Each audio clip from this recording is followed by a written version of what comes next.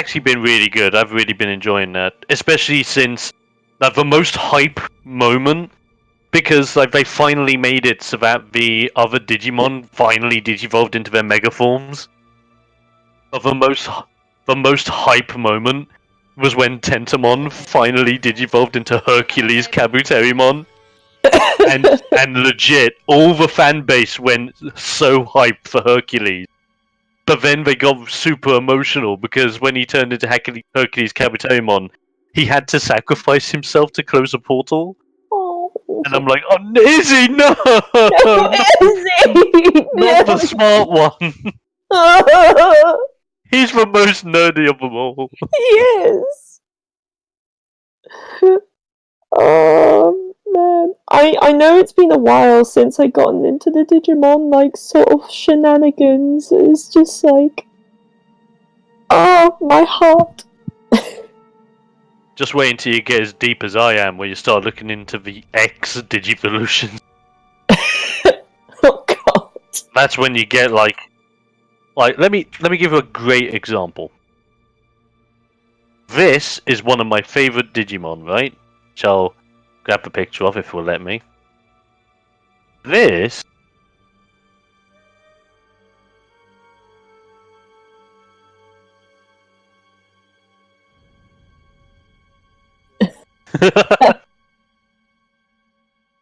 Okay. so I that think I can understand why you like that. So that is Justimon. Okay. And Justimon is basically a Kamen Rider. To the point where his finishing move is literally Justice Kick, where he does a actual Kamen Rider kick. Yeah, basically. Legit the best thing ever. But they've been expanding what are the X line Digimon. And they have now officially made a Justimon X. Which means that Justimon, when he gets infected by the X gene, goes from how he looks there to this. Holy.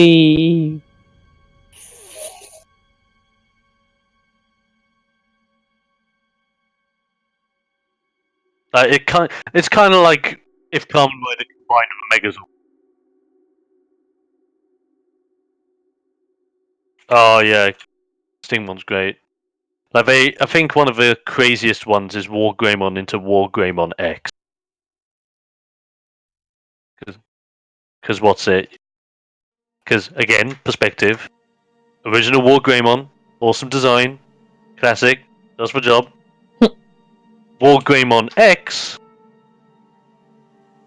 is literally like, let's make him like Mecha Edgelord. Oh wow. That's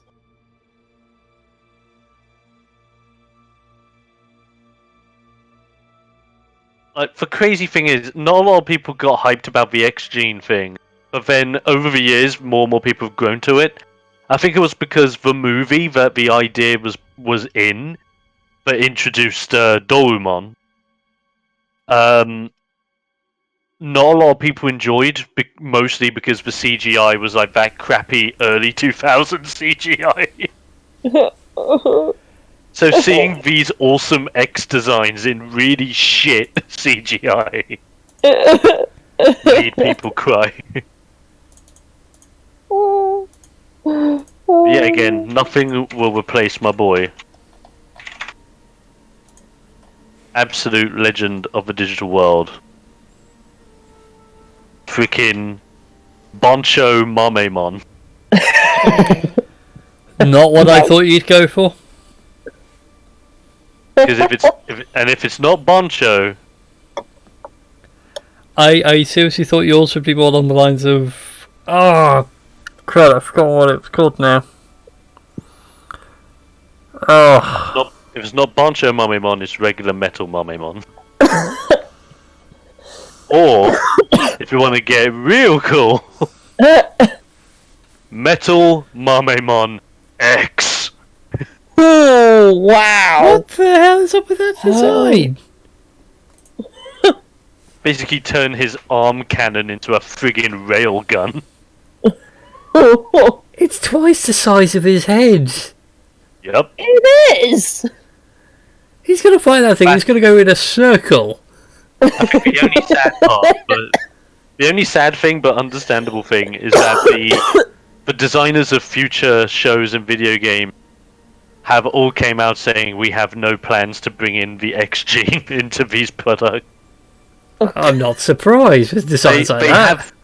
The thing is, they haven't ruled out ever bringing it back, but to bring it back, they're basically going to have to go, okay, everyone now needs an X gene Digivolution. Oh, God. Because it only affects Megas. Mm. So I think you also had Metal Garurumon X was an interesting one.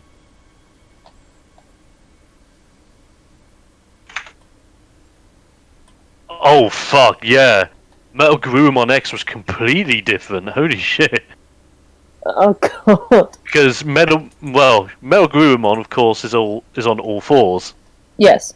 Then they made him bipedal with the X gene. Oh, so now that's more like it. That's fucking great. I love it. That looks awesome. I admit when they said, "Oh look, here was the Mega Evolutions for War Greymon and Metal Garurumon." So, Greymon was cool. Metal Garurumon was kind of why? It's just basically a cyborg Garurumon that felt more like an ultimate than a Mega. But no, that's more Mega. Mm. Especially when you consider ultimate is where Garurumon, where it's bipedal. Yeah, this is true. My Diablomon X, Jessmon X, Craniumon X. Oh god. And These now we X have ones- lost God X to a deep rabbit hole. Trust me, these X Digivolutions are nuts. Anyway, before we get too far, by the way, been streaming for a little bit whilst we've been talking about Digimon. So, no Foxy. And Chris will be running a bit late. Marie hasn't said anything to me, like, as in whether she's going to be here or whether she's going to be, like, elsewhere. So I just found Metal Tyrannomon X. Holy shit. Jesus! X antibody is best antibody. That's insane! That's insane. Oh, they did do one for Lady Devimon. Ooh. Lady Devimon X. Holy crap. Like, damn. Didn't do one for regular Devimon because fuck that guy. Screw that guy. Oh man. Oh, I remember at one point where I They feel used to like collect Lady Digimon. Devimon's that extended arm should actually be her arm. I mean,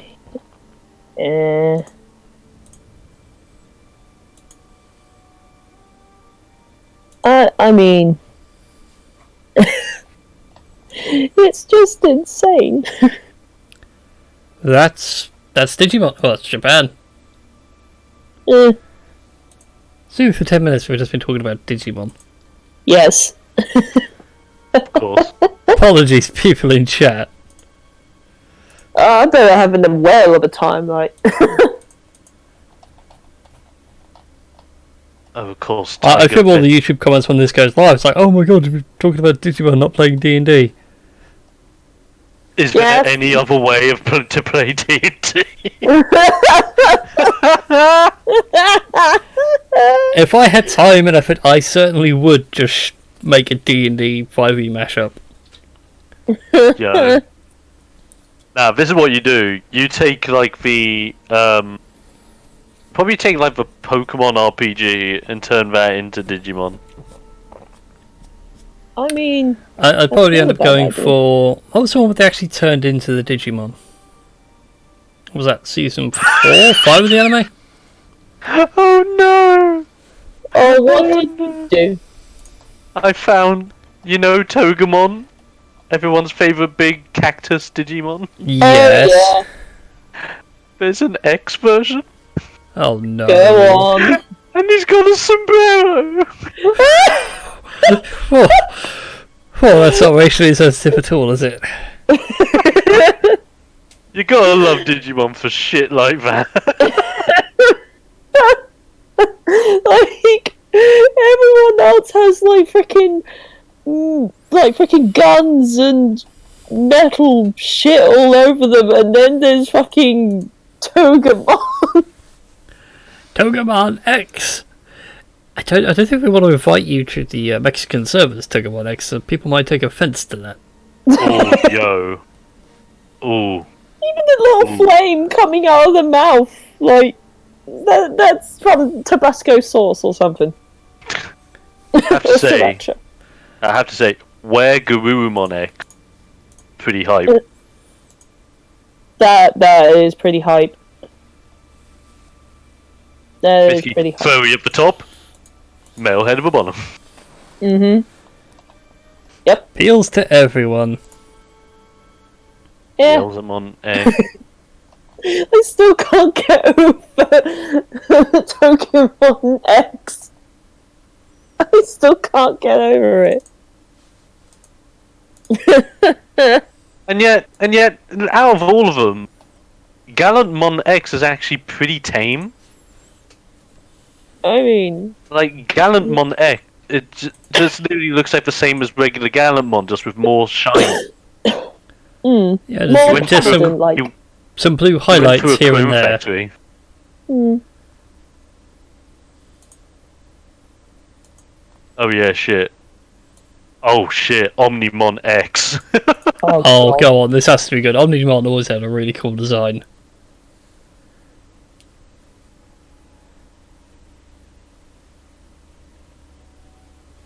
Okay. Actually, looks about the same, just more detail in the chest. Yeah. It's basically more chrome. Whoops. I opened out the wrong one. Whoopsie.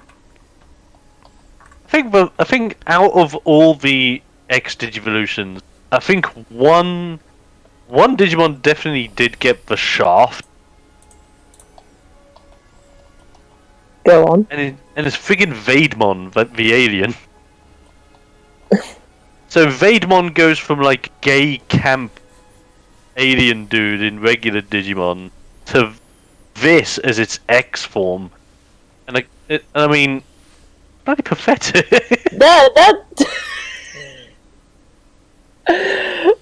It's like a mind flayer He's- when they can't be asked to use their tentacles. No, I was about to I'll say, use my laser beam. he does look like he's fed up. It's like, we've got you in X form. He's Squidward. He's the Squidward of the digital world. Like, That's really what I was thinking. you know what that reminds me of? Cyril Sneer. Yes! Yeah. Friggin' Cyril Sniff. Yeah, oh my god. It's literally Cyril Sneer, who'd been turned into like some kind of mind flayer, being He was forced totally... to like wear like sort of like shit like that. He would totally have he would totally have like a secret shitty ray gun as well. Yeah. Yeah, Brian is so right when he says he just The looks ray dumb. gun just makes it. It's great. It's the eyes and the way he's holding the gun. It's like with aggressive, it's just, heh. Even when he fires it, it's just, yeah. Yeah. No, that's the sound it makes when you fire it. Yeah. That's the sound it just makes in general, even though you could probably speak normally, it's just, yeah. Yeah. Oh, yo.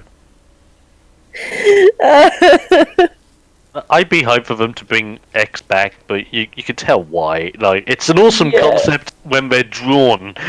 Yeah. Yeah. In a card game sense, I can see why it works. It's just a case of, hey, here's a new X version of an old card. Oh, hell yeah. Yeah. And then you see the 3D model. Yeah. With shitty 2000 CGI. I'd say that, I mean, Omnimon looked pretty good. Oh, I think he always looks good. If you screw up your Omnimon, then you're doing something wrong. I'm trying to think now, what was digitally animated back in the old Digimon movie? I know a couple of bits were. I'm certain they were. I think the backgrounds were more 3D animated in the original movie. Yeah. The animation was hand drawn for pretty much the whole thing. It was the backgrounds that were 3D animated to help pop the hand drawn models a lot more. Probably. Although out of all the anime movies with 3D in them, Dragon Ball Broly actually nailed 3D Dragon Ball. Oh yeah, when we do the proper zoom through the place and you have a close up, good. Also made Broly an actual realistic villain. Beyond this, he's really strong and really angry. At least he has more of a character plot now instead of Kakarot cried when he was a baby. I hate crying. I hate baby. Oh, have you seen the Team 4-Star Bridge Broly? Didn't they just make him that? Yeah, that's pretty much like the whole reason. Every 5 seconds, it's like, where? Well, it's like they're trying to explain Broly's whole insane power level, and Paragus is like, he hates Kakarot because he cried a lot.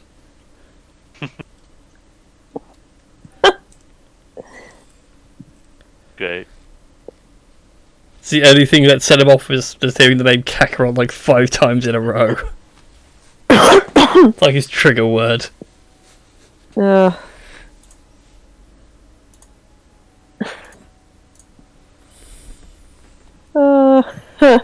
This is great. Oh boy.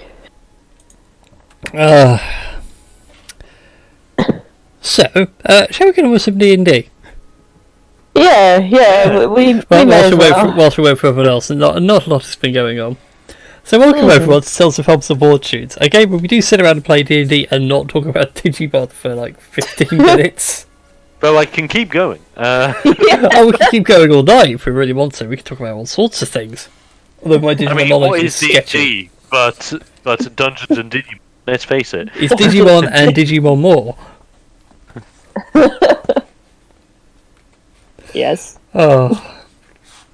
So last time, our wonderful band of adventurers went to I want to say it was the Bronze Tower? I can't remember. Yes, it was the Bronze Tower. No, yeah, it was the Bronze Tower? Yes. Yeah, It's the Bronze Tower because that's where Bronze Dragon put himself. Bronze Echo. Yes. I can't even remember what language I picked for that. That was literally my logic for the metallic dragon source. Okay, pick a metal, find a new word for it. Either find the old Latin, an old Greek, or something in another language. Google Translate, go. I'm feeling lucky. Oh, that sounds nice, we'll pick that one. Insight into how I named everything. Hey, Christy. Hi. Hello. That was rather well timed. We were just going through the recap. Yay! Well, there you go. So you guys were in the tower discussing your next course of action when reality tore apart and you were ushered through by a Norn sister who, in the Greek myth, just for context and everything else, weaves the threads of fate in the roots of Yggdrasil, the World Tree, which is where you found yourselves. Ooh. And sat before you were 2 more sisters that were feeding thread into the well. As it was passing through to another one, it was being weaved into a tapestry of fate, as it were. And you were told by the head of Mimir that reality's about to go to Smeg and we need help. And they explained that an ancient dragon known as Ebenrath, who was sealed away some time ago, is slowly coming back. Like the seal's either weakened or broken or something, and it's affecting fate and reality. And so as a test, you were challenged to a weaker version, almost like a pulled aspect of him from reality, to which you defeated, losing Gundamit, although Gundamit does reform after after a day or so. Yay! So have no fear, the bear will live on forever. It will just constantly be like a bullet sponge. Nice. God, I can just see it now, like, to actually, like, the fifth time Gundamit dies, it's like, I'm getting numb to this.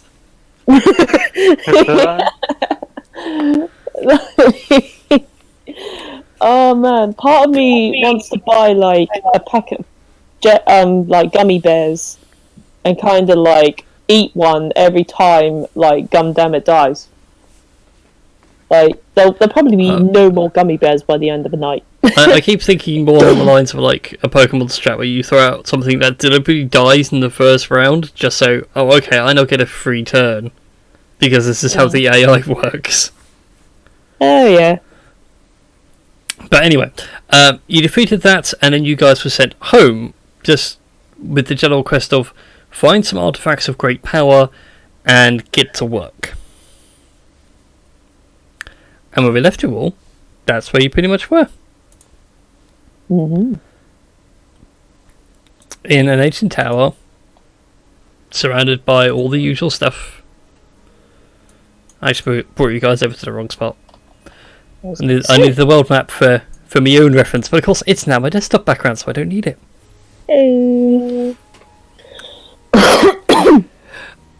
So yeah, what would you guys like to do?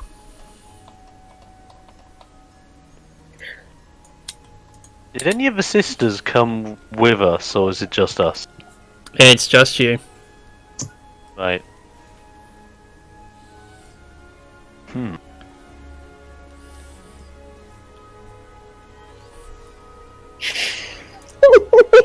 I think I just look around to the party and I'm just like, maybe we should look for these artifacts of which they spoke. I thought that was the plan. We were going around to find these artifacts. Tedak would like to probably. I'm debating, would he scratch along the floor, or would he sort of grab a random book or something? Actually, he probably wouldn't even know what a book is. Floor it is. Floor it is.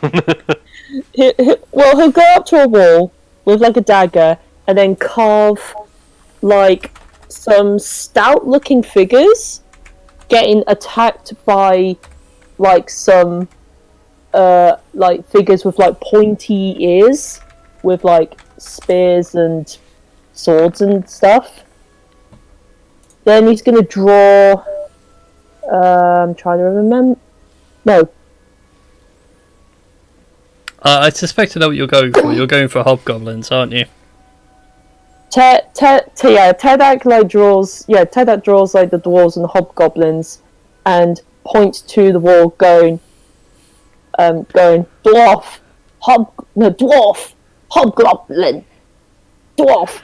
As he like Scott scratching on the wall, Marlon, you feel like a shiver go up your spine, and from the kitchen the silverware golem comes screaming out with like a mop bucket and a polishing rag, and it's like pushing T-Deck out the way to try to polish the wall back.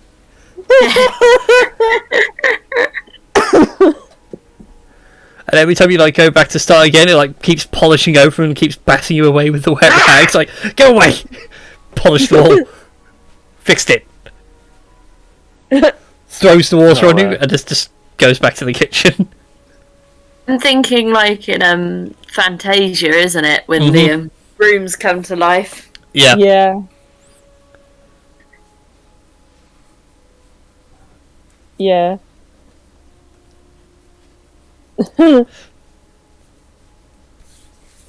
Hold on. Yeah. So when he gets water thrown on him, he just rolls on the floor like screaming like "Ah!"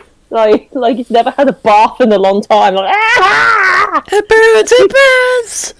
It burns!" So each just melts into the floor like the Wicked Witch of the West. It's secretly the weakness all along. Yes. As he's doing that, Merrin's like scratching the back of his head. It's like, okay. So we got dwarves and hobgoblins. There was talk of the Dragonborn moving out, and another legion. That might be worth investigating. Although we've already got one artifact off the list, and gestures to you, Marlon, with the bronze staff. It's like Mimir said that one thing. you got one. Oh, is there certain places that the other dragons were known to reside? Make a history check for me. Oof. In a minute, so Because Tedak had a really high roll when it came to dragons. Could he possibly make an attempt? Or And is I mean, it I just... can try, but I really suck at remembering history bits. I didn't pass GCSE history. You know what? I'm just gonna do history for the funsies. Good, let's go. Up. Nope. Nope. throughout all my old GCSE books and coursework yesterday, it was amazing. Yeah. According to my role, I can just about remember yesterday. Yeah. What is up with Roll20? I can't even see your roll. I couldn't see Foxy's last week either. I can see my roll. Yeah, I can see yours. Dom's hasn't come through. So I haven't done mine yet. Gonna check if any settings are being a numpty. No? I should have googled this last week. I'm going to give it a Google now. That's weird. That's really strange. Let me try it again. Let me see if I did it again. Does it show up now? Yeah, Yeah, it showed shows up. up now. Oh, well, it's better than one. I'll keep the second one. Mine's 21. See, now that's much better. Yeah, that is actually a pretty good roll. So you know that the prime dragons themselves actually had towers scattered about the world once things settled down in ancient times. You are in one of them, which is for Bronze Echo, the Bronze Dragon. You do know there are several others about the world. The Dragon Empire has 2 within its boundaries, that being Black and Blue. Lilith supposedly had one somewhere nearby, and Aurelian the Gold Dragon has one up in the mountains where the dwarves are. And those are the only ones that come to mind. Could I be cheeky and just like call up the Bronze Dragon and be like, yo, where's all the artifacts? Where's the shit at? Hey, I need a favour. You're like an all-seeing being, can't you just, Bypass the quest! you just like them on a map? And they're thinking, you know, like on like a Navy radar when it like blinks. Like, I activate my hidden racial called shortcut.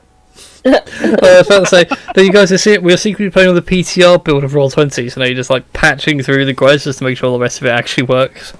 Just like, smack. I just touch every wall in the building to see if I phase through it all and get to the next level. Yep. Okay, I'm just trying to think. There was a spell that allowed you to do that. Was it something like what was it? Because I don't... I know Oh, it's go a ahead, cleric Ash, sorry. spell. Yeah, it was a cleric spell. I'm trying to remember which one it was.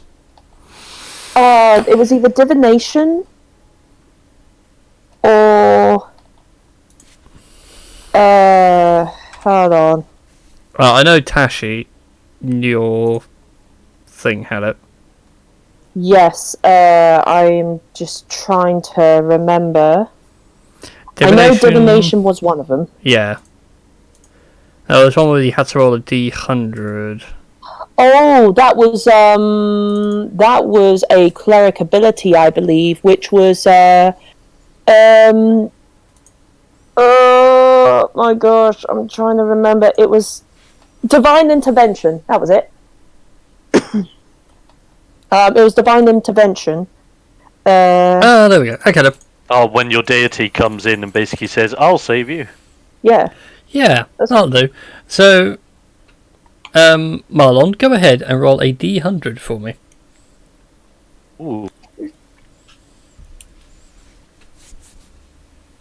This me, like, on the telling bone. Indeed. As you focus on the stealth and request some aid. Ooh. Ooh. Sadly, you get silence. You just get dial tone. He's too busy using AOL. Your deity is unavailable. Please try again later. You gotta ring up, and you just get the modem sound. Getting the dial-up. He's just doing the God, for fuck's sake. Is there like, because obviously I was away when we first explored this area, and then when I came back we did the thing. When we were traversing through here, was there like a library or area that stored like scrolls or things that you could like rummage through, or not really? There was. Oh. I can't remember which floor it was on, but I remember there was one. It was on, I believe, the second, or it was on the second floor, and we faced some like word-absorbing creatures or something that got really high off words. Yeah, the Eaters of Vecna. The Eaters of Vecna. My lovely backups. Yeah. So you said second floor, I went straight to Tower 2, and no, we should have been on Tower 1. Yeah, there it is, the library. Hey. Found it. I remember things. Yeah. Because I think it is smart to do research. See if we can't identify at least the names of other artifacts, yet alone location.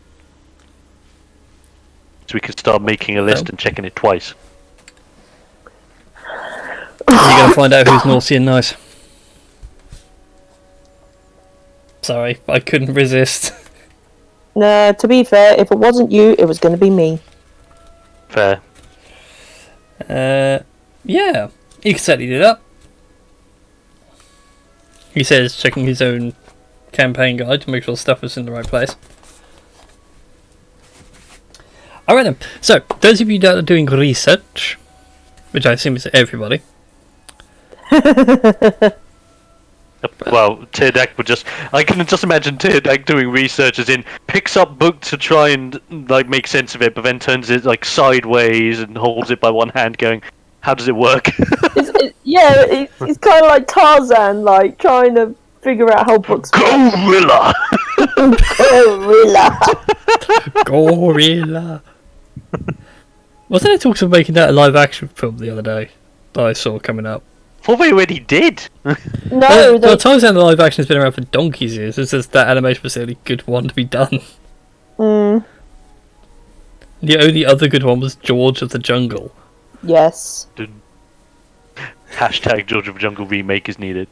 I don't think Brendan Fraser could be paid enough to do it. Nah. Anyway, so those of you doing research, first of all, what are you looking for specifically? Are you looking for a named artifact, or an artifact from a pantheon, or the location of an artifact if it existed? Personally, I would like to investigate if there is an artifact form of a shield. Okie dokes. In which case, then, Guard Extra Lonely, go ahead and give me a history check Oh shit. with with a bonus, but I won't tell you what that bonus is. Okay, fair enough. Well, let's pray it's not a 1. It's 11. It's very good. You do find word of several shields dotted about in like various arcane lore and things like that. The first one that comes up is known as the Black Carapace, Okay. and is an artifact related to Umbreon, the Black Dragon. Nice. The second one you come to is known as the Aegis, Ooh. which is that from the Greek pantheon. I knew that was coming up as soon as I said the Black Carapace. And the third one you come across is the Yatta Mirror of the Shinto pantheon. All three exist. Only the Black Carapace actually has some more recent history, but its last location is unknown. Okay. Right. Fair info. Yeah, that's all you can gain from your hours spent of research. Fair play. Tashi? Tedek doesn't know how to read. He's just gonna like. He's just gonna. Grog found stuff on werewolves with a natural 20. I am allowing you the same opportunity. I think anything that sounds like official or important or sounds like an artifact, he'll just point to the page. Like anything that has a big picture of like brains gushing. Yeah. Let's see. Let's do this history check. It's gonna be like, ooh. When the base roll is better than the druid. You find several artifacts. All of them give off bloody imagery when you look them through. There's like Thor with Mjolnir smashing a giant's head into paste. The spear Gungnir like hitting its target in a lethal spot even though it shouldn't be. So like it's clearly gone at the knee but it's gone up the thigh somehow and hit the femoral artery so it will always kill. Various swords and other types of weapons. And it's just brutal. For the rest of you, T-Dak is actually reading My First Bloody Weapons. That is literally like a picture book. It's like My First Bloody Weapons of D&D. Yeah. It's like it's got one of those. It's like one of those books that has like one of those little tabs where you pull out, and it's like a guy going, Yeah. Yes, it does have the push-pull tabs. Just reminds me of Fuzzy Wuzzy's funny animal pop.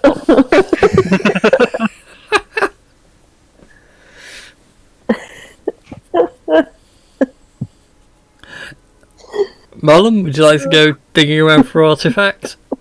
Yeah. Any particular one you had in mind? No, none in mind. Do I have to roll anything? Yes, roll a history check for me. My page loads. Hang on. That's right, I have to find, my page. I have to find an implement of scribbling. Pardon me. What did I even call this? Oh, that was it. Reliquary. Like the way I can imagine Tedek. Oh. Oh. Digging around for you, Marlon, you find a couple more artifacts that might be interesting for the party as a whole. Firstly, Lilith had some gauntlets. So, red dragon gauntlets that apparently did something crazy. The white prime dragon Shiromengami had an artifact as well. Seemed to be some sort of a nasty bow.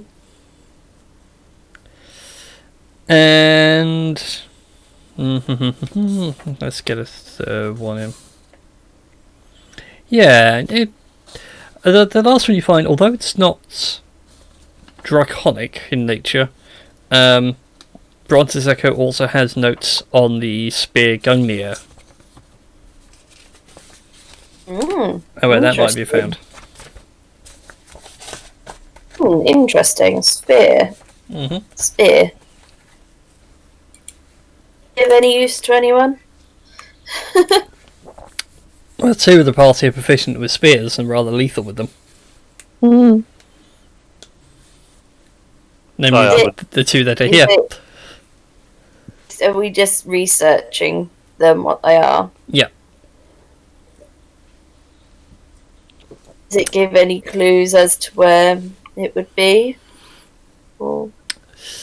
The gauntlets and Shiramangami's bow were somewhere in the Dragonborn Empire for a time, but they've since been lost. Supposedly, the gauntlets went to a monastery and have been kept there ever since under guard. And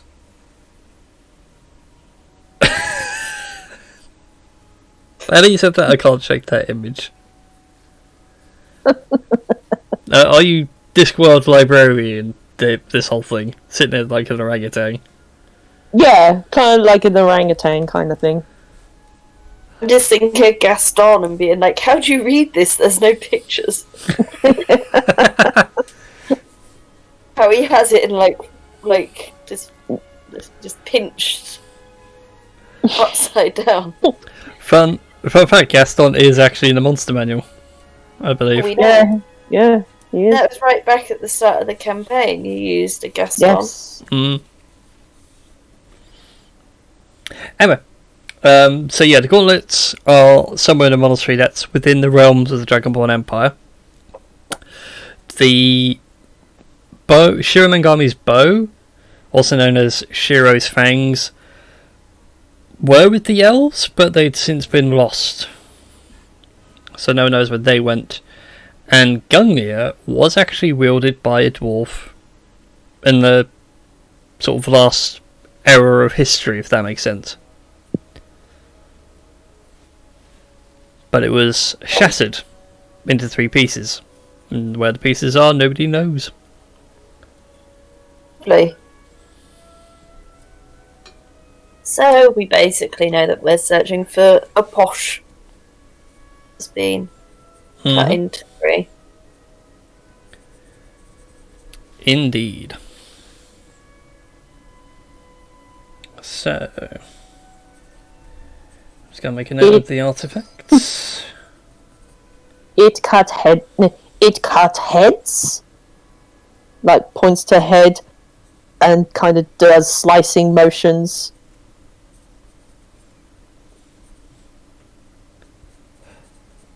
Well, the spear's more a poking thing. Just stabby. Stabbity stab. Yeah. Stab stab. Stab stab stab. Stab. Jabbity, jabbity, jab, jab, jab. Jab jab If one more jab and it's a federal offence. Swipe. Haha. Loophole. Oh. So yeah, you've got a nice little list of artifacts now to start looking into. And 2 New Orleans players already have a head start on where things to go. Oh, we could Nice. go up to the Would you like the world map now, so you can see where you're going? we could go up to some dwarfs. Yeah. Is that where the Dragonborn are heading as well? The last you guys heard, the Legion was just assembling. They hadn't actually gone somewhere yet. Although news travels fast, it's not exact. It's like one giant game of Chinese whispers. Eventually someone's going to throw in Purple Monkey Dishwasher just for funs.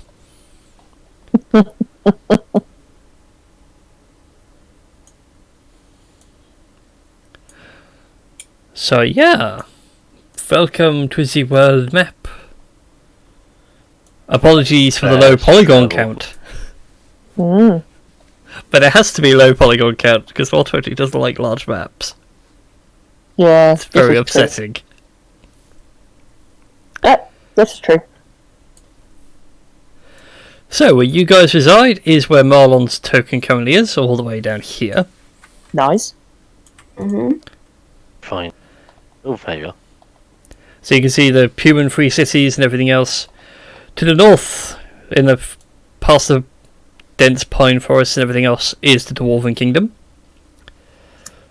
with the capital Muradin's Anvil. Mm-hmm. And then to the east of you guys, across the sea, past the Verdant Wall, lies what remains of the Dragonborn Empire. Ooh.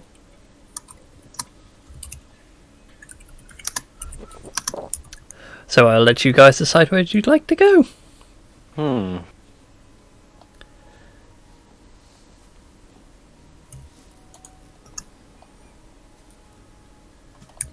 I also just realised this map is out of date. It's not my updated version. I filled in this big blank patch in the middle. Oopsie. Okay. With what little memory Tedak has, he goes, Hobgoblins go to dwarves. Hobgoblins might find weapon we need. Must kill hobgoblins. Eat brains. Well, yeah, that's what you're gonna do, mate. Eat brains. Baron just looks at you like really cautious eyes, like, you're really bloodthirsty, aren't you, Gina? Yeah. So the little one may have cravings for brains. God, X, I don't suppose you, being a man of the wilds, have ever made brain jerky before? You didn't know this or what? No, I said before. For one, Yeah. for one who focuses on the No. armor, I make sure to take No, advantage no, of every no, piece of the game. Just ignore it. Sorry. That's right. I know, like a mean, like, stew involving brain. Huh, okay. I was hoping if we could make some brain jerky, you could give it to T-Dak as snacks along the way. give me some brain and some, like 10 minutes by open fire, and I could certainly try my best. Make some brain jerky. So I could just make brain floss and just like give him a stick, and he's like, "Ooh, om, om." I'm just thinking, like, Brain making candy floss. brain jerky. I'm thinking it's the equivalent of Scooby snacks. Want to? Would you do it for one brain jerky? Maybe two brain jerky? Yes. Like, I totally got a box of your new brainy bites. Brainy bites. Yes. Oh, That's what they're going to be called from now on. Brainy bites. oh no. What have I done? Okay, so you guys are heading northwards to Dwarvish lands. Yes? Yes, Yes. I agree with this notion. Okay then. In that case then, ladies and gents, I would need you to buy some supplies, because it is a long old trek. Oh Lovely. gosh, yes. Depending on how you want to go about it, I'll let you know now. There are two major ways of going about it. Either A, you march from where you are to Rhodes, Valencia, I was about to say Vermilanium, but wrong city. And all the way through, past Lake Town, up through the neck, carry on to... I forgot what the name of that town is. Old castle. No, Old Castle's way too far across. Oh, right. Lay-by, that was it. Lay-by. Lay-by brings you here, and then you keep on going, following the road up that way. Or, you get a boat from Rhodes, or from Ocean Way, go all the way to Seagate, and then follow the roads from there. But in any case, it's a long trek. Okay. So basically, boat or land. Mm-hmm. Well, Gardex is not too If- familiar with the open sea, so I was going to say, if you very boat much it, likes to stay. it will cost you a bit more, probably, but food is catered for between ports. And you'd have to work in everything else. Maybe. You might meet some piratey kobolds. Yes. Yeah. But going by road might be quicker. But you will have to buy rations and things along the way, because I don't think anybody has the hunter-gathering feature. I forgot what it is. Is it the background thing? I forgot what the background feature is called. The Wanderer? Might be. In addition, you can find food and fresh water for yourself and up to 5 other people each day, provided that the land offers berries, small game, water, and so forth. Why do I have a feeling that's what T-Duck has? Yeah. Indeed. Yes. Just add it in really quick. Yeah, we'll never know. I just so happened. You can't check every source at once. T-Duck, your character sheet. Ha ha ha. D&D Beyond Extension, I love you.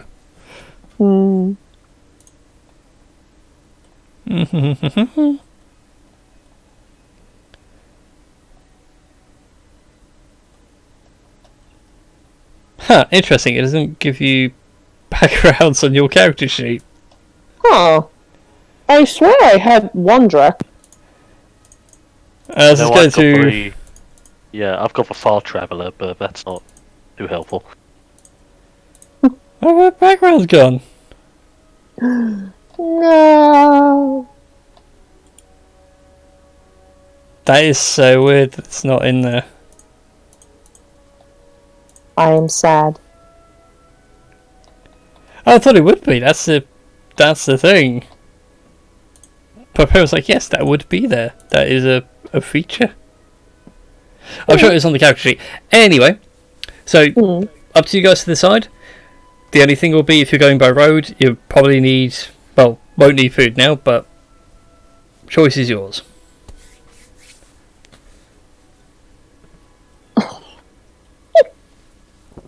By road or by sea, how do you travel?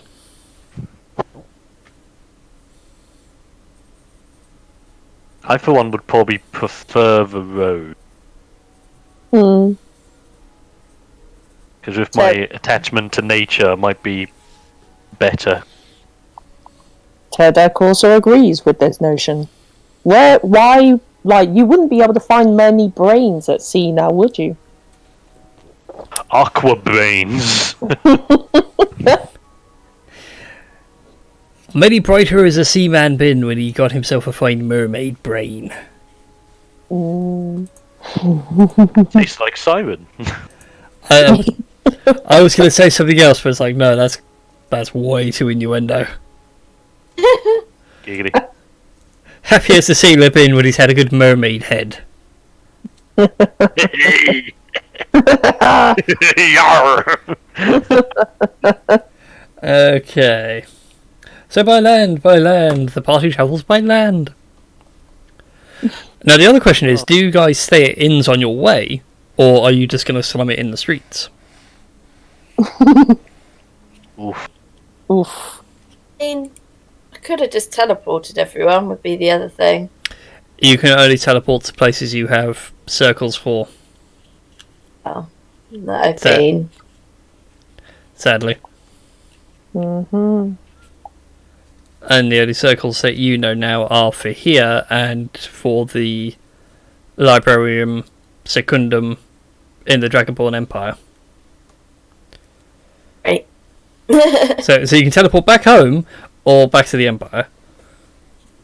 You can learn the Dwarven Circle once you get there. You just need someone's permission and time to study their teleportation circle. So it's kind of like getting someone's address. You need to know, road, house number, postcode, and GPS coordinates, along with their 3 words. make sure you're applying the correct symbol, or else the Stargate won't work. Yep. Hmm.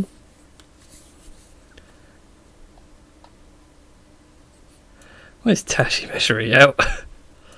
I'm just thinking, like, since you mentioned it, I was like, huh, I wonder how far it is. Okay, here. I will And say then- it's not to scale because it says like hillside to roads is 49 miles, which ain't right. Oh, in that Oh, case, then. Well, my logic is, if we were Oh. to... All the the cities you've visited so far as players, so Barrowham to Valencia, Embermine, Ruthin, they're all meant to be like within a day of each other, Hmm. and they're just a tiny bit out. So don't take it as an exact measurement, but certainly go with it. Okay. So.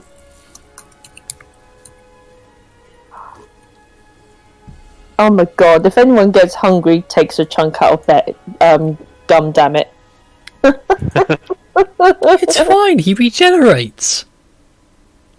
Who needs food when you have gummy? Exactly. Well, if we were to even slum it, I am quite good when it comes to survival. So I can always do some bits. Hmm. Maybe. Yeah. I mean, Tedak has proficiency in survival as well, so he can always assist. Yeah, I was only asking about the stay situation because that just adds to the cost of your travel. We're not exactly millionaires. No, not yet. Unless you find a previous party's ancient bag of holding somewhere. So we were going to Sterling to raid the bag of holding. I mean, what? Here we go again! Although you're onto a bit better now, you've got a few more levels under your belt, not trying to face a level 17 paladin. I mean, true.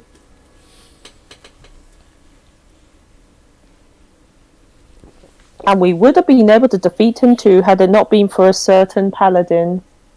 Yeah. Yeah, You're Tashi! Yeah.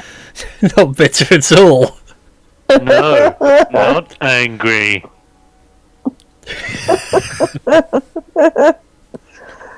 Well, you are going to turn evil in front of a lawful good paladin. What did you expect? For you to do what all good player paladins do, just sit there, back to the situation, your eyes firmly shut, your fingers in your ears going la la la la la la la. Either way, I'm guessing we're going on the road and we're going to be Discussing doing it. things. Okay then. So in which case, you'll travel as far as Stormhold goes pretty much uneventful. It's just long daily slogs along the road. There are several like roadside inns and taverns and small villages which give you shelter as you go. Just sort of more out of courtesy than everything else.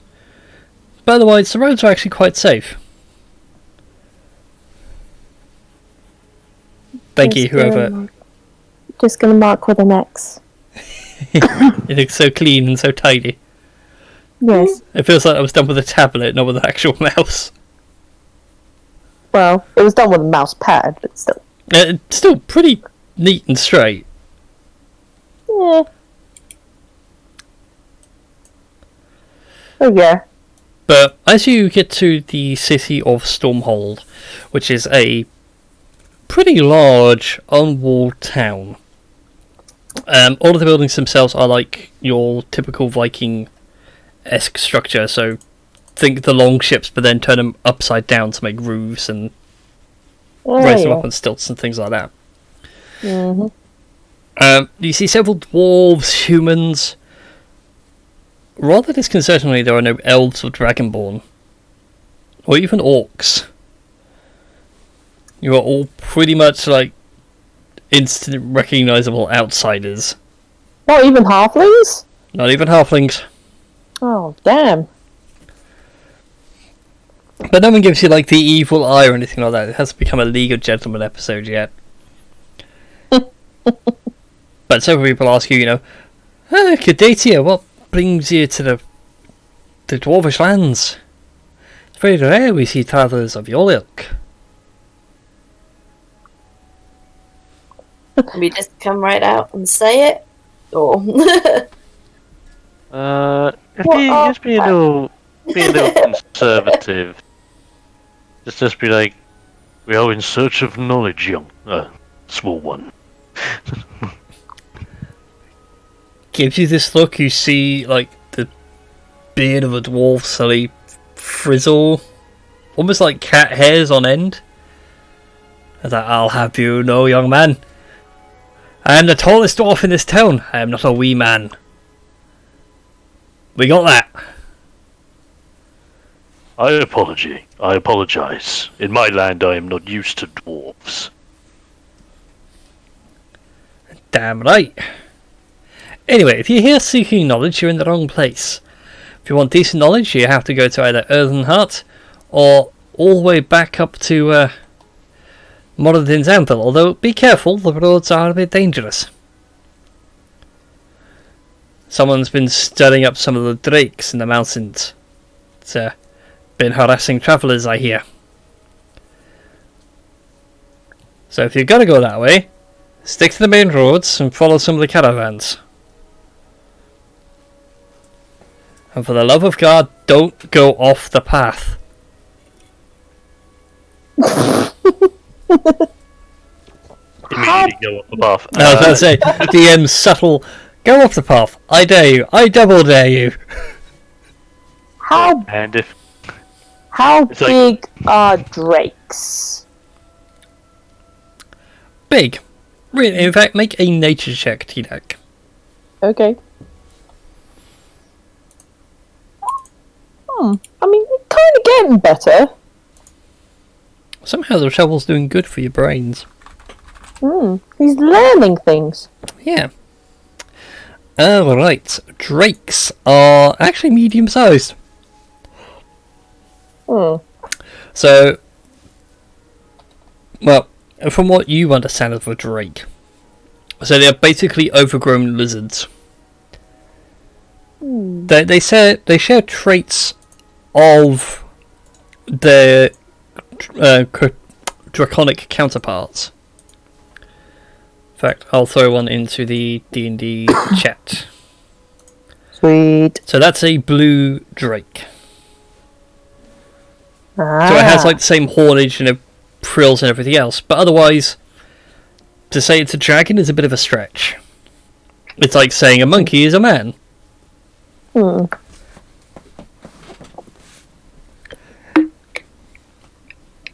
So, yeah,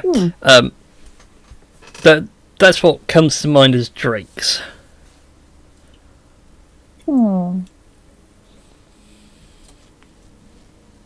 Makes mental note of how big drakes' heads are. Big enough to eat you, wee one. But you also get the distinct suspicion that that's not what he means. After all, that's quite happy to climb, but not do mountainous climbing.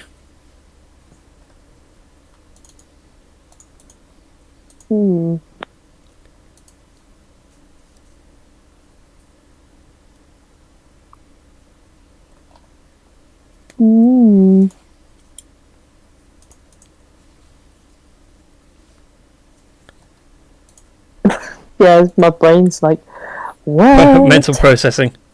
same. Yeah. So, stick.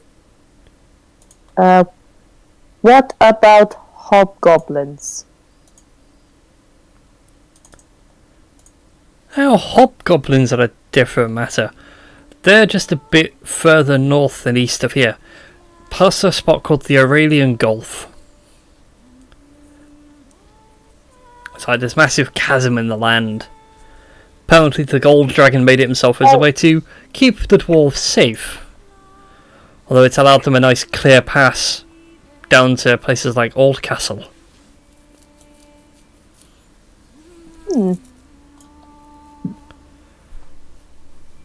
But if they ever do come this way, they'll probably come from Old Castle that way, so I wouldn't go too far east.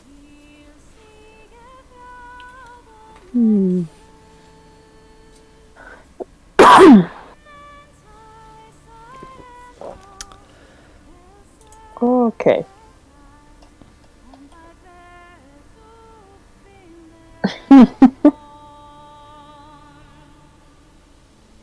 Yeah. T-Deck would also make a mental note of how hobgoblins could possibly get to possible dwarven lands where dwarves are having problems. Indeed. To be fair, by the way he's like giving this information out to you all, it sounds like the hobgoblin problem isn't like a massive invasion or anything like that. It's like a cycling problem. And So like every other season, the hobgoblins rise. Yeah. Mm. Yeah, they basically all get behind and start doing regular raids on them, like how ancient Vikings used to do. And they've just figured out ways now of having to deal with it, which is just sort of keep an outpost or something to keep an eye on them, and when it starts coming down the Gulf, send word back and be like, hey, they're on the move.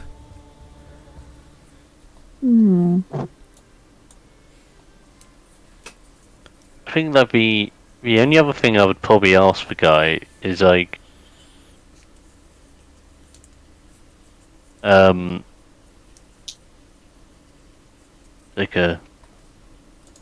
you wouldn't happen to know of anyone seeking any artifacts of a rare nature at all?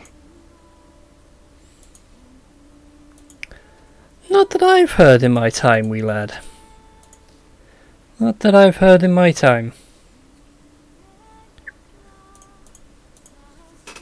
The most we've really had around here are several members of an order known as the Golden Wing coming along looking for new recruits for its ranks, but beyond that, not much else.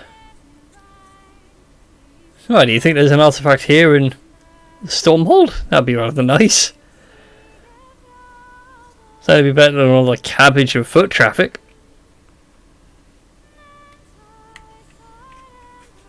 Well, that is why we seek knowledge.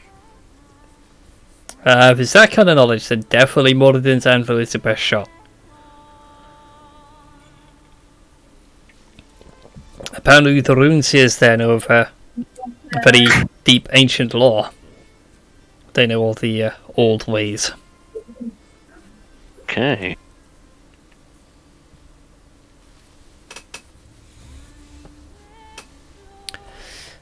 And the DM just needs to see how long it would actually take you to get to place. Okay. If you are planning to go to Moradin's Anvil by road, it's about another week's-ish travel. Right. The roads, once you get past Erdenheart, are not the nicest in the world. As you can probably tell by the map, it's mostly mountainous from here on out. Which actually brings me on to another point as well. You guys have actually been travelling for so long and playing for so long, the seasons have actually moved. Ooh. You started in the summer, and now it is actually rapidly approaching the autumn. Oh. Okay. It's one of the few things you notice on the road. Even though you're mostly in a pine forest, there are some like elms and oaks and things like that. And you can see the leaves now starting to change colour.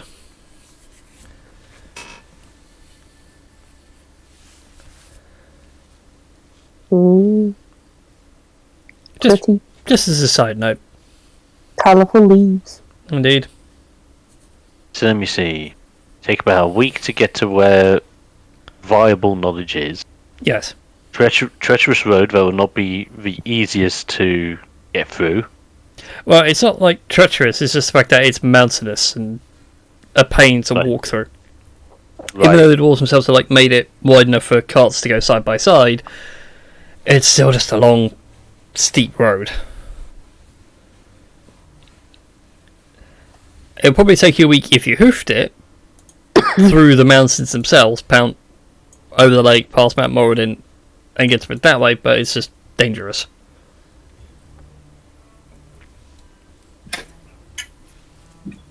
I kind of like look over to the group and I'm just like, maybe there was a caravan we could jump on for an easier travel between towns on the way up. Merrind and Kira both. Yeah, that's normally how this kind of situation works this far out the sticks. Grab a caravan transport, say, hey, we're here to be your protection. They pay us, we just get a free ride to where we need to go. I think it's a fairly easy trip from here.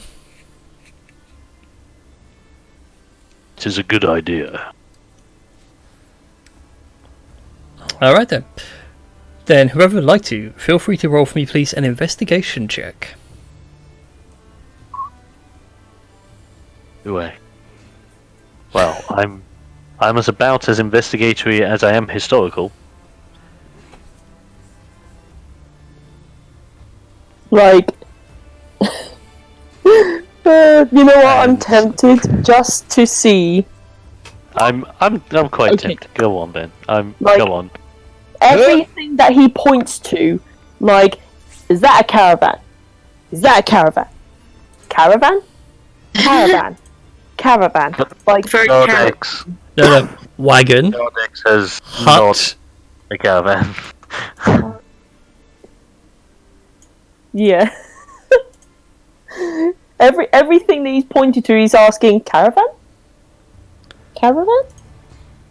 I also just realised I popped out the dice roll there when I didn't mean to. My apologies, people. Alright. Save the party. Thank you, Melrin, you saved the party. Hey. There it is, you idiots. Yeah, as you're like, caravan, like some of them are just farmers going, we don't want any caravan. Eventually Melrin comes back to you guys after you've like spooked a few of the townsfolk. He's like, okay, I found a guy. He's going to Muradin's Anvil anyway. We just gotta stick with him for the entire week. Easy guard duty. You can just easily rotate out and sleep on the cabbages on the way.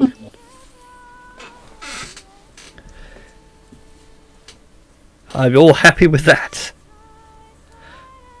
Yeah, I am, yes. Terdak very happy. Sure. Awesome. And with that, your final week of travel goes uneventful. You all gain an actual payment of 10 gold pieces for your trouble. Aww. So, like, each, or? Each.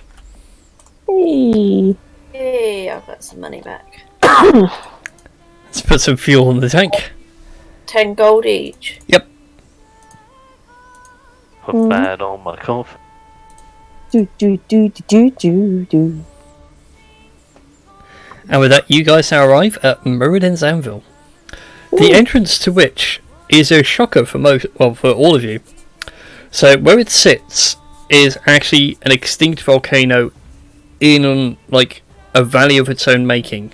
I think it has a term, but I can't remember it.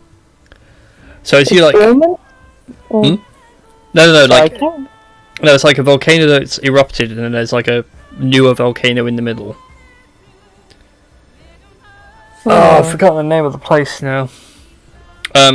Because of the records of like a previous summer that never was. And they were trying to work out what caused like a global winter, essentially. And through a little bit of digging and working out, there's an island out in the Indonesian chain where it is quite literally the entire island was the volcano that erupted. The volcano that everyone thinks is there is what's left over. Oh. So it was a big massive crater with a tiny volcano, and some actually pieced it together of, oh, it's not a big crater with a tiny volcano. It was a big volcano, and when it erupted, that's what you got left. It like collapsed under its own weight, sort of thing.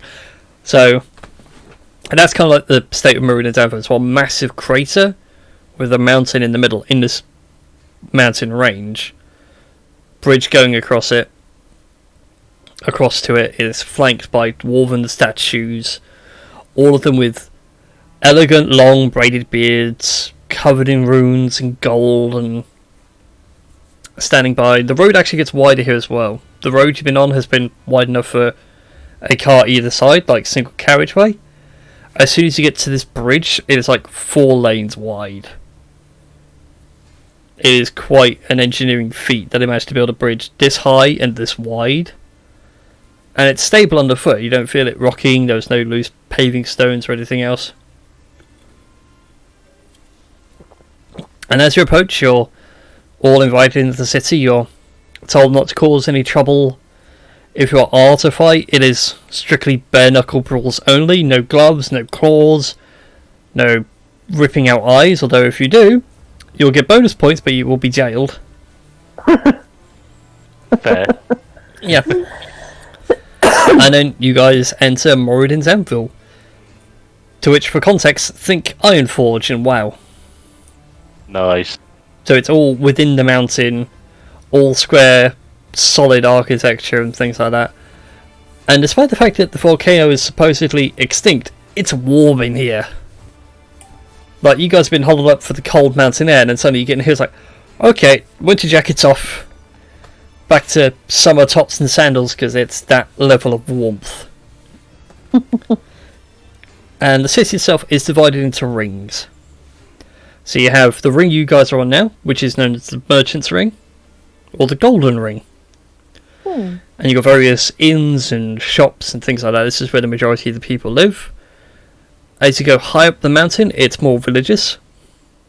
So the next layer up, it's temples and things like that. And then the top layer is known as what translates to Mini Asgard. So that's where you have the main Norse pantheon residing. That's where you will find all your holy folk, paladins, clerics and the like. But as you get further down, it actually gets more industrial.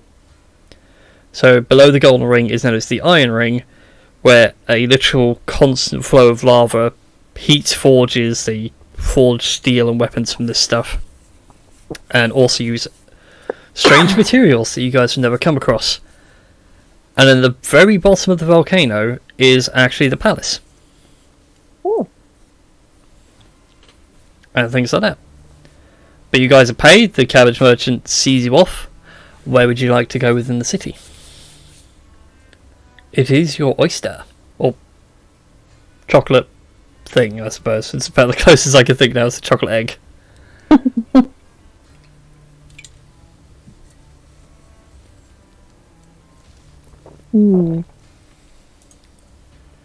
Where We are treasure? after artifacts that are based around weaponry. Maybe those who are masters of blacksmithing will know more information. Certainly sounds like a shout, so that sounds like you want to go to the Iron Ring. Yes. Okay then. Yes. As you go down there, the sounds down here are wholly different from up the top. Up the top is like the sounds of talking merchants shouting over the crowd. As you come down to this level, it's this constant hammer on steel, forged bellows working, hot steam, hot iron. Several people still shouting to sell their wares, but a lot of them are in deep, reverential work. And strangely, they're all in sync. But as you come through, you can hear the faint ding ding ding ding ding ding. It disappears off, and then it comes back again from around the other side of the ring. So it's not a mad cacophony of hammer rings that's constantly going around like this constant circle. Go ahead and make an investigation. Actually, just a straight charisma check from me, Gardex. Okay. As you're asking around for a decent blacksmith. Straight charisma. That ain't bad. That's pretty That damn is not good, bad. actually. That works to your favour for what I had in mind. So you ask around for a decent blacksmith, and they tell you to go see Dwalin and Valin. They are considered some of the best craftsmen within the city, if not the entire world. You name whatever it is you want to build, they will build it. Regardless of how rare the materials are, they seem very good at making things from nothing. And they point you to the direction of their workshop and everything else. You make your way around the ring, and you come to this small little outcrop which goes a bit closer into the molten lava. You know how the centre of Ironforge is? So you got the Like the giant anvil and... Yeah. As you get to this part, it's kind of clear that this is where Dwalin and Valin work. This is their workshop. There are no walls, it is open air. One colossal anvil, which is glowing warm but not hot. Two massive bellows working away, and you can see both dwarves hammering away at one solid piece of metal. And as you approach, they don't pay you any heed. They just say, if you're looking to buy something, go see the girls. Bang. We've got work to do. We do not wish to disturb you, O blacksmiths. We are simply looking for information concerning artifacts of legend. And what kind of artifacts are you looking for? Stuff from children's tales, or some of our finest work? Have you heard of one of the artifacts known as the Black Carapace? Dwalin smacks a little bit harder than he should and swears at the top of his lungs. Oh, I'm like, did you really have to say that and disturb me during my work, you blasted oaf? It's ruined now. It's got to start again. Valin, and they grab it with a pair of tongs and they chuck it back into the lava and start pouring out another cast, whatever it is they were working on. I can't let that heat up now. Now, you pissed me off. What are you doing looking for a black carapace? if I told you, you may not believe me. I've made some crazier things in my time. We have travelled to the great tree, Yggdrasil, told of a legendary dragon of which will trouble this land. We require artifacts of legend to do battle against it. Have you ever considered just hitting the dragon really hard with a stick? Tends to work. We had some trouble a few generations back with a big dragon that decided to make its home here. Blasted girl nearly wrecked the entire city, but we've rebuilt it. And me and my brother's clan were the only ones that foot the bloody cost for it. What did people give us? A bloody forge.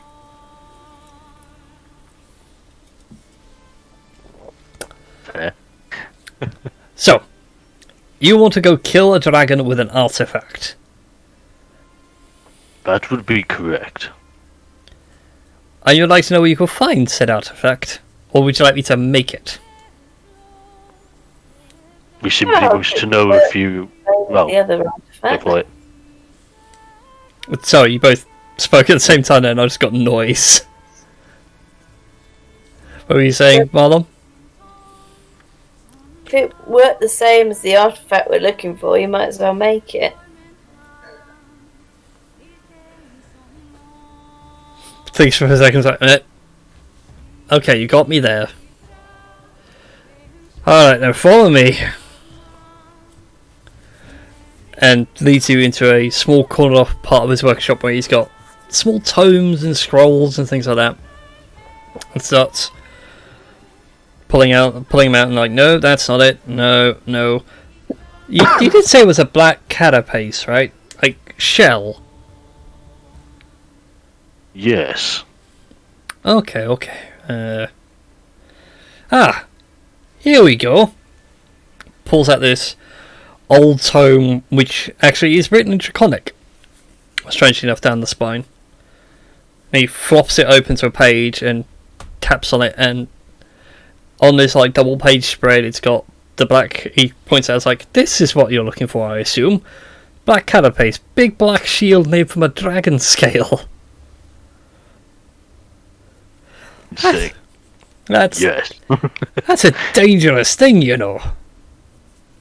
It is a dangerous dragon of which we must face. A hunt worthy of such a device.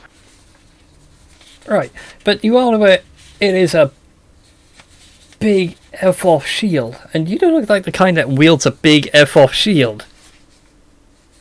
Oh, sorry, I also need to correct myself. It's not the black carapace, it is the umber carapace. So it should be called that from now on. I was just looking through my notes. No worries, I will update that on my sheet.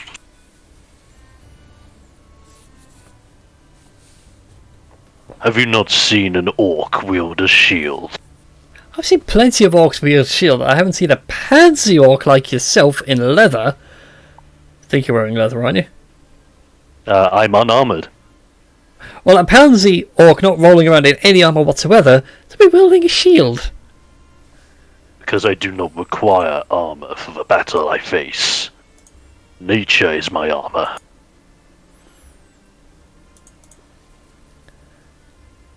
Nature is your army, you say? And like, as just as a lesson, he undoes his tunic a little bit and shows like his upper left shoulder, and there's like a massive scar going all the way down it. It's like, this is what happens when you don't wear armour. You get caught up. Well, also, my father never left me with any, so I've just been wielding his spear for all this time. Ah! Now if you want a spear, you could certainly forge that spear if you want. What would you have in mind? Well, I've been looking to try and honour Odin by making another Gungnir. Maybe he might praise my workshop a little bit. Could certainly make it out of some rare material. Would you mind if I had a look? By all means. And I just hand over like the spear that was originally given to me by my dad. He starts looking it over like a fine craftsman. Like, it's not bad, not bad. Shaft's good work. Point's a little bit dull. Might need a whetstone on it from time to time. So like looks down the shaft and goes, it's a bit bent in the middle. Tell you what, pay me a few hundred gold, and I'll just reforge the head. I would agree with your terms, dwarf, but as a man of nature, I am not exactly well pocketed. Oh well, your loss. Still, black carapace, I can do. I'll happily do it for cheap. There's only one problem. You'll need to get me a black dragon scale. And no species don't live around here. Hang on a minute, aren't we doing all of this to fight a black dragon? No. Ebenrath. Like a mirror dragon, yeah. Ebenrath is a shadow dragon. Whole different kettle of fish. Mm-hmm. Hmm.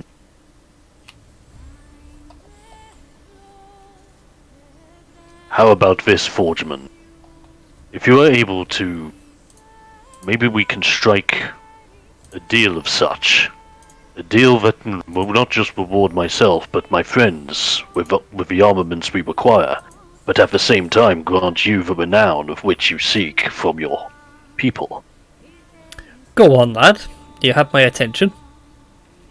If you do require these parts in order to recraft these artifacts, maybe we are just the people to gather them for you. And as a result, we can allow you to craft what you wish. Imagine you crafting the weapons of the warriors that defeated the great evil. great pride will be granted to you and your kin. Make a persuasion check. With advantage, because you are prying on his ego. Oh damn! I like being a bit of a kiss ass. Right. Let's persuade. Fuck! No! Wow! It sounded good on paper. Oh. 1 and 5. Oh. Now, Do I have suggest or something? Let me see. Suggestion. if you have suggestion, you can certainly try casting on him. I don't think you do, though. Do. You do? Yo. Oh, what? Just a course of activity. Ooh. Ooh. Oh god, I need to make a wisdom save. I don't have stats for him. He's just going to get NPC stats.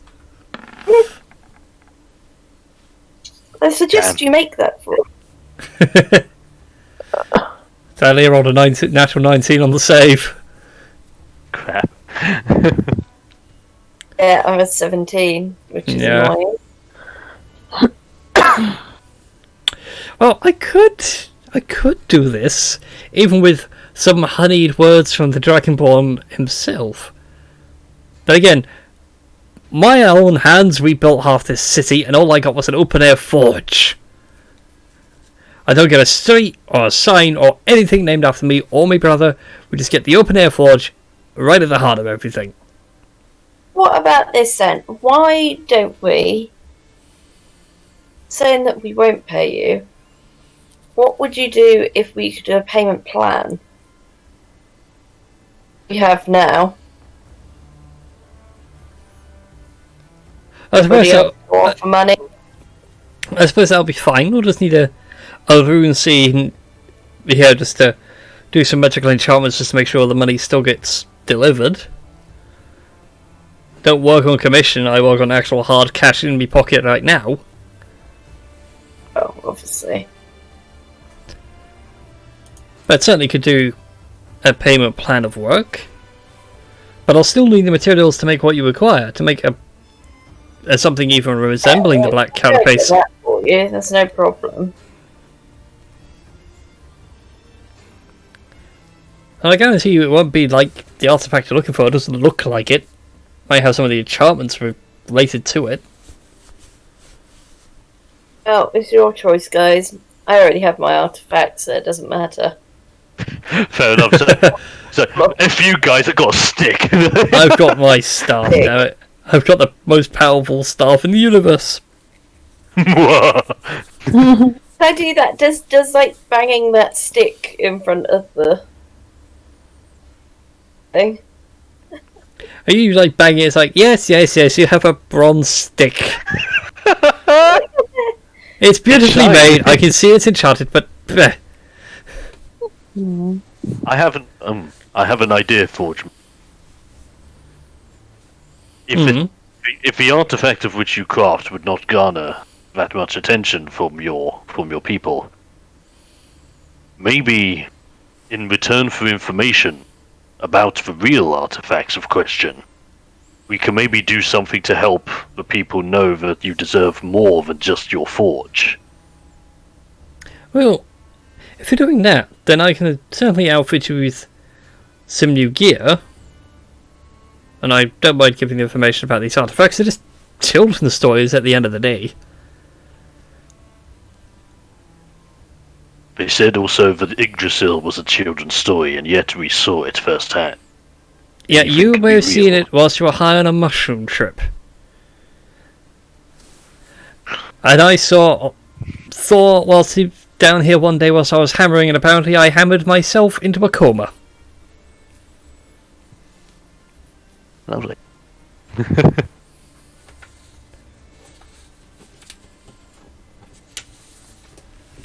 But still, there's the book. You can happily flick through it. Calls for one of his daughters and says in Dwarvish to keep an eye on you guys for a bit. Meanwhile, he says, like, I've got to get back to working on what I was doing before you all interrupted me. So talking about artifacts and black carapaces. Right then.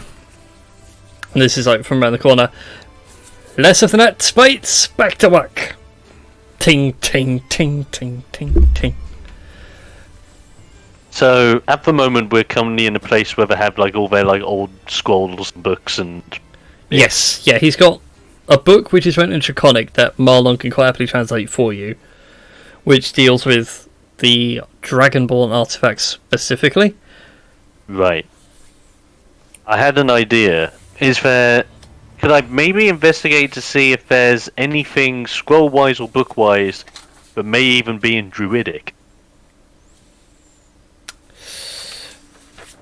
Go ahead and make an investigation check for me. I know my investigation's not good, but maybe if I can get lucky, like in the Maybe the magical persuasion. deerstalker hat will appear before you. Yeah. Oh. Sadly not. The only thing, there's a couple of things which come close anyway. In some of the other books, like he has a book for Norse, Nordic based little dwarven artifacts and things like that. One of the things that comes up that might interest you is called Frigg's Gift. And considering Frigg is a goddess of the land and everything else, seems to fit with a Druidic theme. But with the Dragonborn stuff in front of you, Laiton. Yes, that is French. Laiton. Yes. Laiton. Mm-hmm. Also has a similar artifact within these books. And they deal with Druidic things. There's nothing in like a Druidic language for the stuff that would suit a Druid, if you will. Gotcha.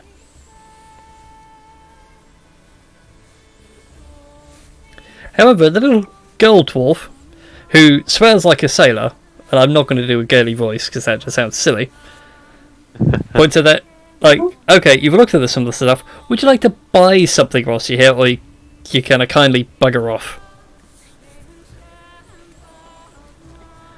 We deal in actual metal here, not in stories. Also, my dad says.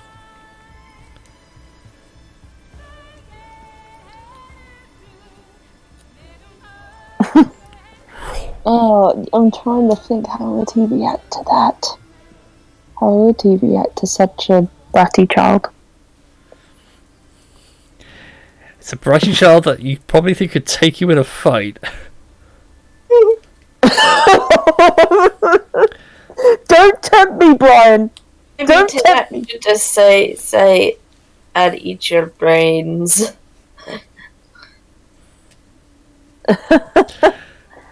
If you do start a fight, this will be the most hilarious thing ever.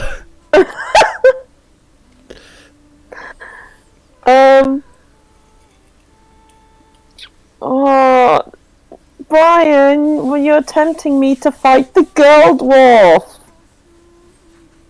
I'm not attempting to fight the girl dwarf, you're tempting yourself to fight the girl dwarf.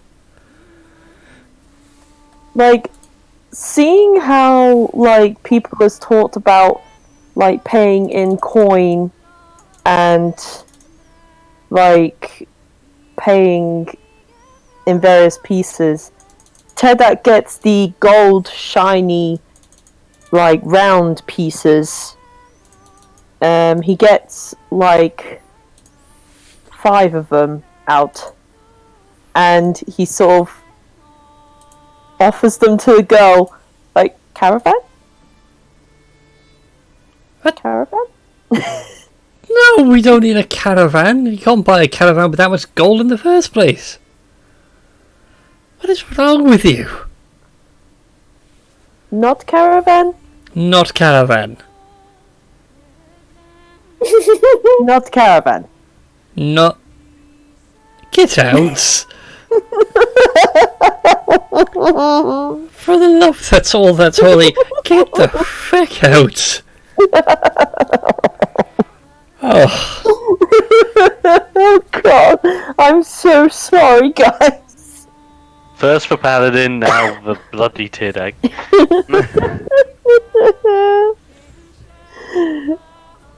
I need spice. Spice? Spice, spice, tea, spice. Spice?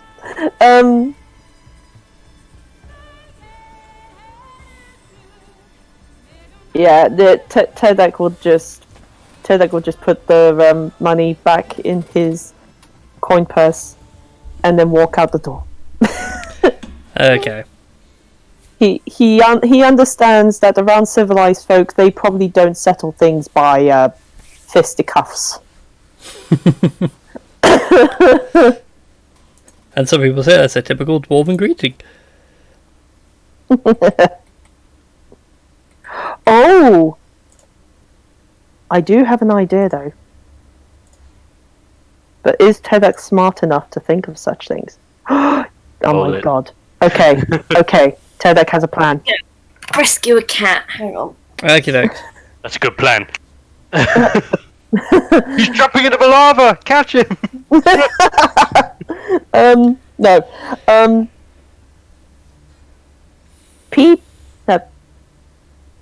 People pay in shiny pieces for stuff. Oh no.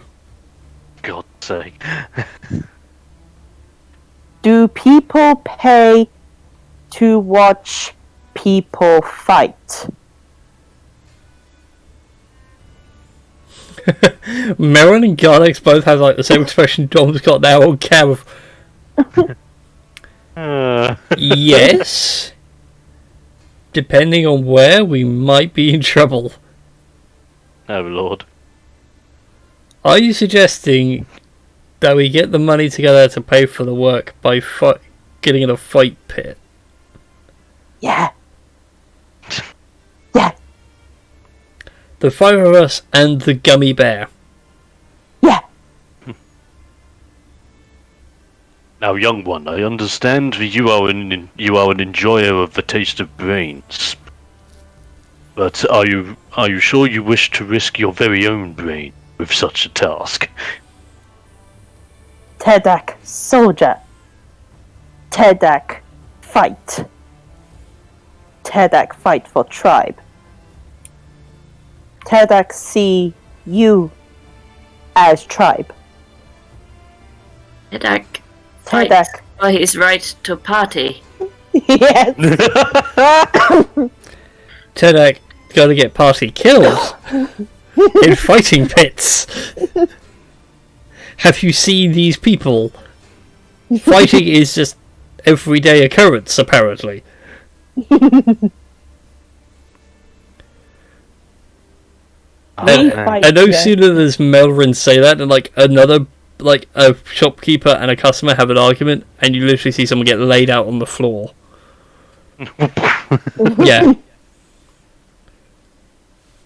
And as if to illustrate my point, someone is already unconscious. And no one's batting an eye. I think if we had a fighting pit here, we're gonna die. What if we fight each other? Fight each other. I like my brain where it is, thank you. Gardex, I'm sure you're in the same boat as me here. I agree, but I like to keep my head on. But maybe the little one has an idea. We have indeed fought in battles prior. Maybe someone in this city requires help, which allows us to fight and gather funds, pleasing both our ideals. Yeah, I'm sure there might be a notice board somewhere. Kill hobgoblins? Dwarf no like hobgoblins. That might be one of the quests. I don't want to join up with the army, thank you very much. No join army. We take on hobgoblin. You are a strange little one, aren't you? But regarding jobs now around town, there are certainly some jobs going. But there is also a fighting pit for sort of Moradin's Anvil itself. As like gladiatorial combat. Although a bit more bloody and kind of permanent ending. It's not so much fight till the other guy falls down, it's you keep fighting until one of you is dead on the ground. Like some more like old school Caesar style. Let him die. No, more like, well, if you die, that's kind of sucky for you, but gods will be happy. Ah, like appease for God with blood. Yes. Blood for the blood. Blood's for the blood god. Indeed. Well, maybe. You see, like, Gardex kind of wants to prove himself, especially since one of them did say that he's a pansy guy that doesn't wear armor. And I do like me a fair challenge when someone dares say I'm not ready for this.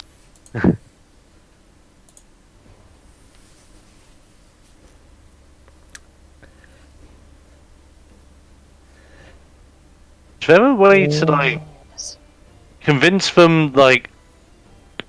Is there a way to, like, tell them, if you believe that I'm, like, this weak, why not give me a challenge to which to prove my strength so that you know that we are legit and not just some random ass people just asking for, like, big jobs?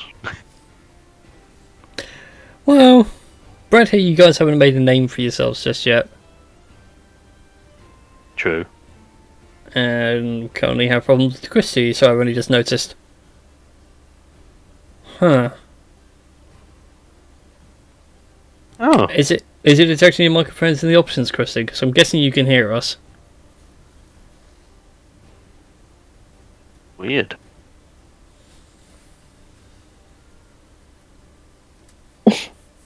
Well, since you mentioned that fighting pit, we all know where Tedak's going.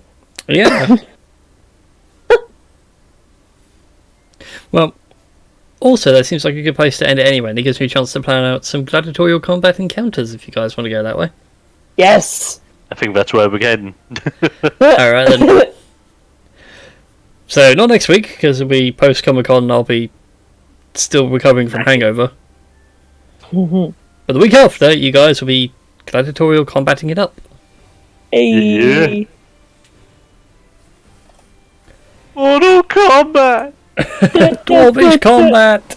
So thank you all for watching, guys. We'll see you all next time. Well, not next week, but the week after. Until then, ciao! Bye-bye.